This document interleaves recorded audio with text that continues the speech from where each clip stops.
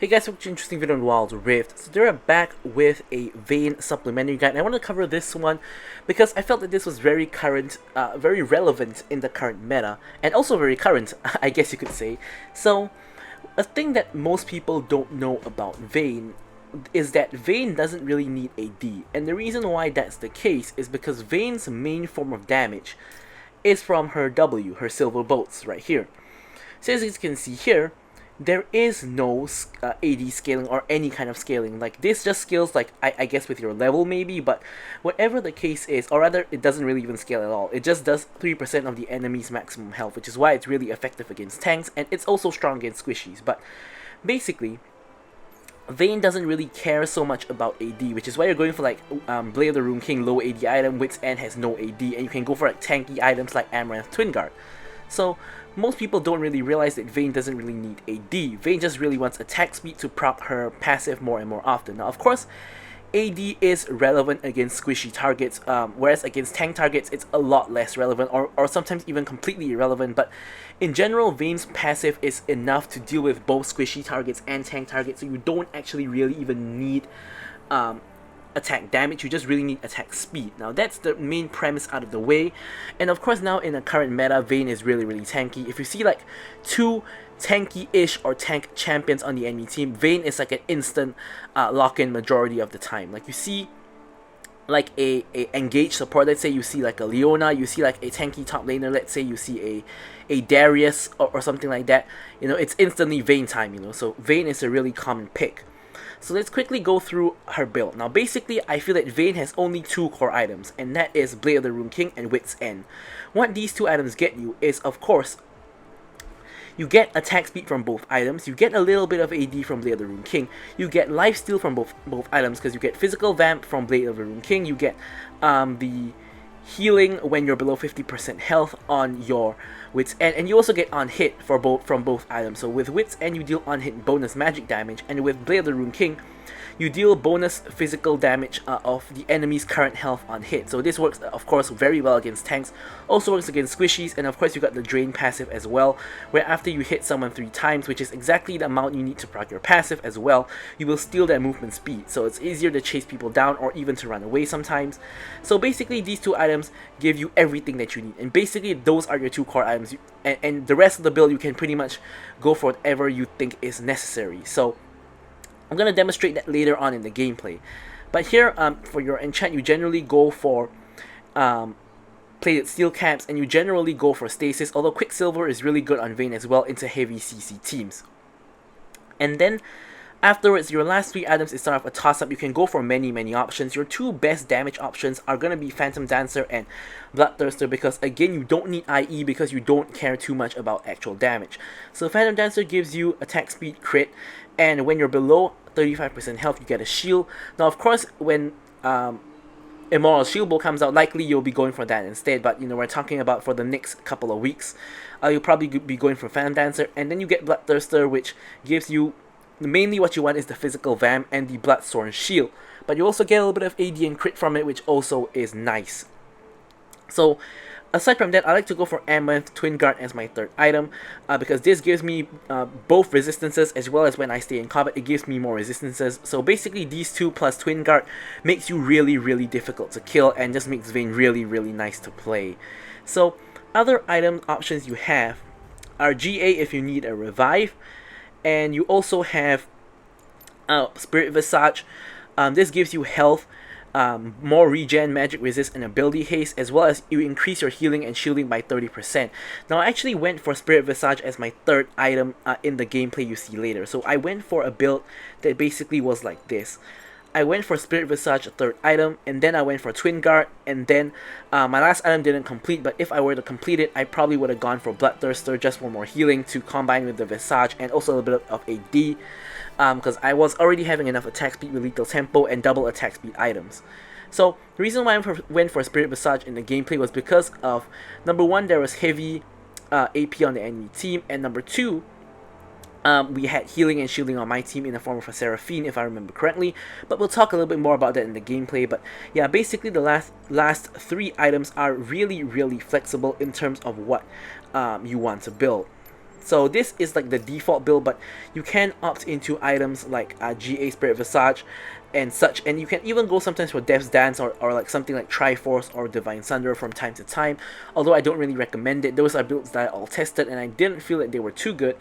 But anyways, for like runes and spells, it's pretty obvious. You go for Lethal Tempo for the attack speed, because Vayne is all about attack speed. Nowadays, I like going Hunter Vampirism more than going for Brutal, because as I said, the on-hit damage really doesn't matter all that much. The healing matters way more, so I like to go for Hunter Vampirism.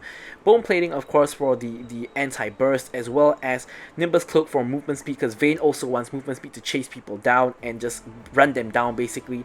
Which is also why we go for Ghost and Flash, and we don't go for Exhaust, we go for Ghost instead. Mainly because Vayne does true damage, so if she is exhausted, it doesn't even matter. Just having the Ghost is good enough, because you can run away, you can run people down. If someone exhausts you, it doesn't matter. Your W pop is still going to do the same amount of damage. And yeah, that's pretty much it. Now let's take a look at the gameplay itself. Actually, hang on, before we move on to the gameplay, I wanted to do a really quick sort of like discussion on Spirit Visage, because I haven't really talked about it, and there was an update to Spirit Visage way back when, like a couple of months ago, where they changed the passive to, instead of just healing, it also works on shielding. And they also buffed this item a couple of times in terms of like the cost, and like I forgot what else they gave it, maybe a more ability haste or something like that. But I wanted to talk about Spirit Visage on ADCs. So obviously Spirit Visage is a great item on like top laners or like tanks and etc.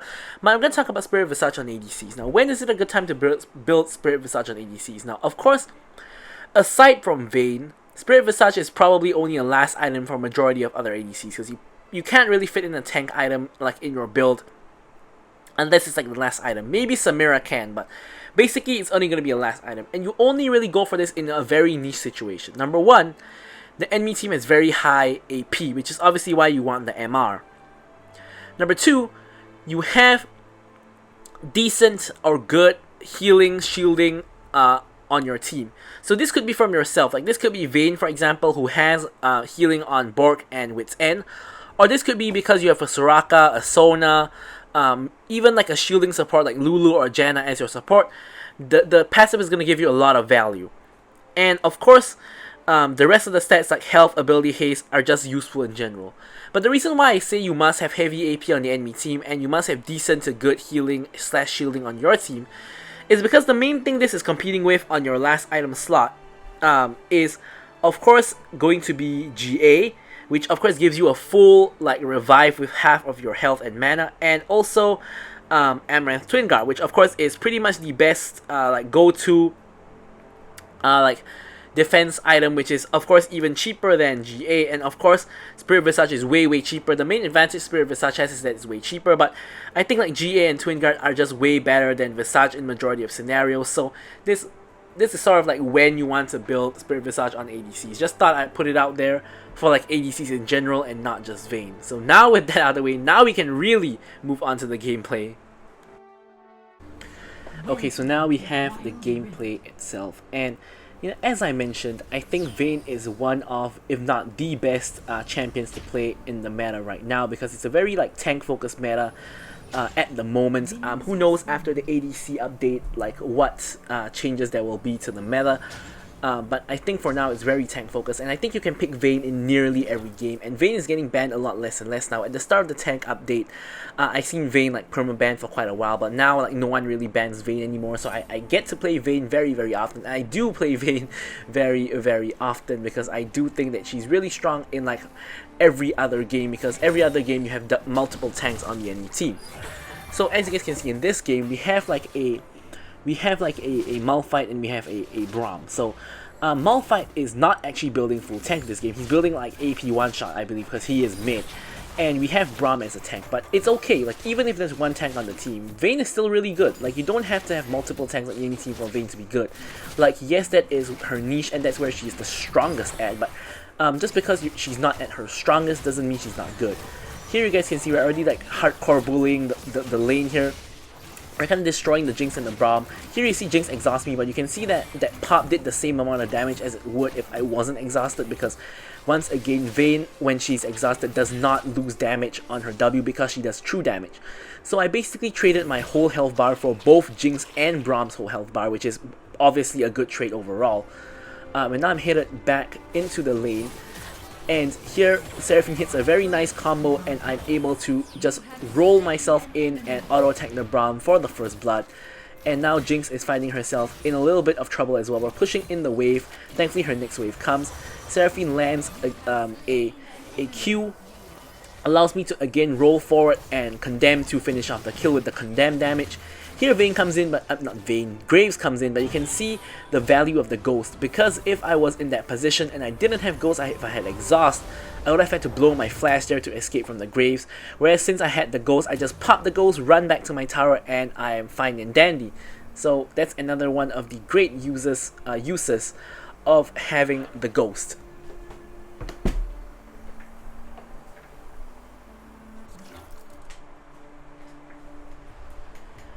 Okay, so another reason why I wanted to pick Vayne is because I realized that number one, I have a Seraphine on my team which does quite a bit of healing than shielding, and number two, the enemy team is quite AP heavy. So I've concluded that Malphite being the mid laner is probably going to build AP one-shot. Teemo is also AP, so when I was seeing this, I was thinking that this could be a Spirit Visage angle. And anyways, here we managed to get another kill on the bottom lane, but this could be a Spirit Visage angle, so I always had that in mind, which is why I thought Vayne is even better here, because how many ADCs can build Spirit Visage as their third item? Probably only Vayne. Like, if you're building a Spirit Visage as third item on like other ADCs, you're probably trolling. So Vayne is probably the only one that can get away with building Spirit Visage as a third item. Now this actually allows me to do a couple of things. Firstly, the healing and shielding from my Seraphine is going to be increased dramatically.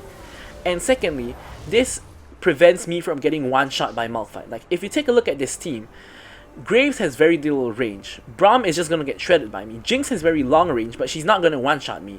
Teemo isn't going to one-shot me either because he's a DPS champion. So the main way I die in this game is getting one-shot by that full AP Malphite. So in going for Spirit Visage, as well as in combination with my Wit's End, the amount of MR I'm getting just from those two items alone is like, I think about 100 MR. And when I throw in the Twin Guard later on as my fourth item, giving me another 55 MR and again increasing my MR, I'm gonna get almost 200 MR. There's absolutely no way I'm getting one shot by that Malphite, and there's no way he's killing me. So in theory, because of that, I should not be dying at all. Now I can't really recall if I died at all in this match, but we'll have to see later on. Anyways, here Braum and Jinx end up splitting up. So here I'm just going onto the Jinx, chasing down the Jinx. Now that I've got the kill on the Jinx, I can turn onto the Braum and pick up a double kill. So honestly, at this point, if a Vayne gets this fed this early, the game is somewhat over. Like, it's really difficult to lose the game on Vayne when you're this fed early, unless your whole team throws the game, which of course does happen from time to time in solo queue, especially in lower elos, where the team fights without you, or you know, you miss position and you get one shot. Like, again, that's why I'm preventing that from happening by building MR. Like, imagine I get one shot by the Malphite and then my team loses the fight. That's the main way I lose the game. So I'm 4-0-2 with 5k gold at like 4 minutes.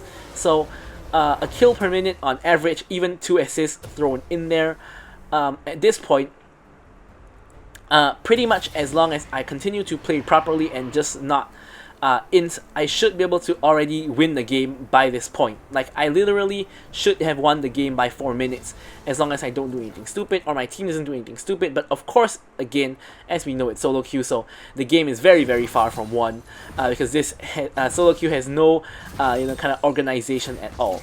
So anyways, here we have the dragon up, and we have Shyvana like kind of wanting to contest. She ends up going in to try to get a steal off, but basically that's kind of troll. She kind of just ends up inting and giving away a shutdown, mainly because her whole team is not ready to contest. Like, we have Kassadin in the top lane. We do have a Kassadin top. We have a Kill mid who obviously is useless at this point in the game, and we have me and Seraphine who just came back to lane and is trying to catch a wave. So that is there is no way to really help her, and she decides to just go in to try for the blind steal. Doesn't really work out. I'm getting chased down by Tyler 1, and I'm just gonna condemn him away, and you know, we're all good. He did have the ult there, but he knew and I knew that he couldn't one-shot me at this point in the game. He only has a Liandry's. It's not even a Luden, so he's not gonna really one-shot me at all at this point. So I'm really safe. Even if he ulted me, I would be fine. I still have both my summoner spells, but of course I didn't want to use them if I didn't need to, which of course I did not. So anyways, nothing too much is happening in this game aside from those couple of fights in the earlier stages of the game. I'm obviously fed. Shyvana is also somewhat fed. I say somewhat fed because in reality she has less gold than Seraphine, so even though she has a nice KDA, she isn't really that fed. Kassadin and Kayle are just trying to scale, basically. So currently, we are already kind of I wouldn't say hard winning. Like, I personally am winning in the early game, whereas I would say my team overall is not really winning in the early game. Like, Malphite's kind of ahead. Braum and Jinx, despite being killed by us a couple of times, are not that far behind, and Graves is doing alright as well. So the game is still pretty competitive. When we take a look at the goal, enemy team is 2k goal up on us, so we're definitely not winning. But I would say we're doing really fine. So here I destroyed the tower. I'm just going straight for the Jinx. Basically, I just ignore the Braum, go for the Jinx, condemn the Braum back toward the Seraphine so he can't escape. Seraphine hits the root, and I pick up another double kill. So again, we're doing really well. Should be able to have enough to complete Wit's End by this point. We see Malphite really overextended. I had my Ghost on, so with the Ghost reset, I'm able to chase down the Malphite and get the kill onto the Malphite. So really nice sequence of events here. And this allows me to go back and of course get myself the Wit's End. And also go for my boot enchant. Of course getting the plated steel caps, and then we'll of course go for a stasis a little bit later on.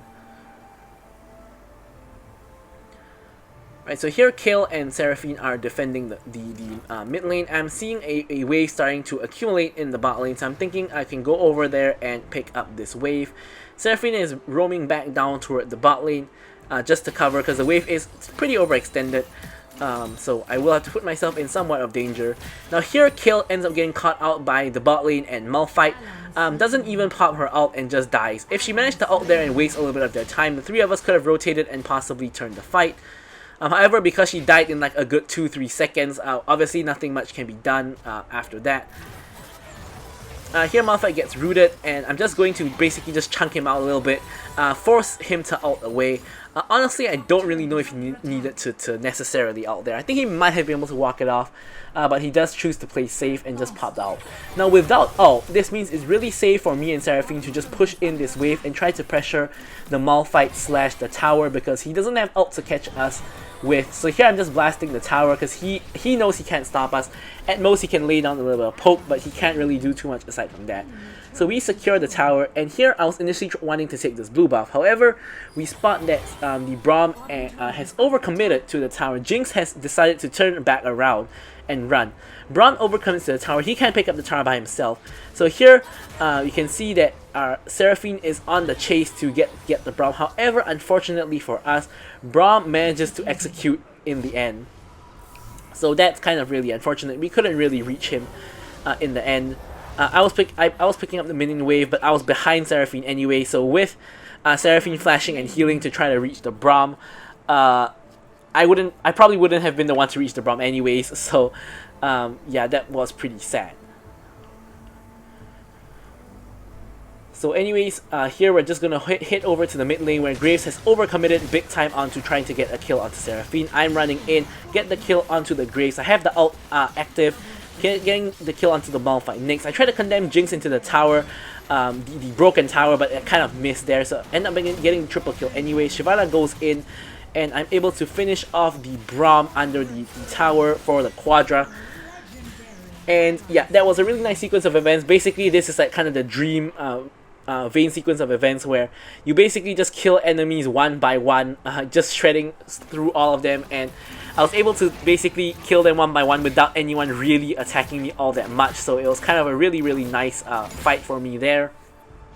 On my way out, I'm quickly picking up the Grump from the enemy jungle as well as the Skull. Of course, Shyvana is dead at the moment, so we can't exactly just start the dragon because it can just simply get stolen by Graves.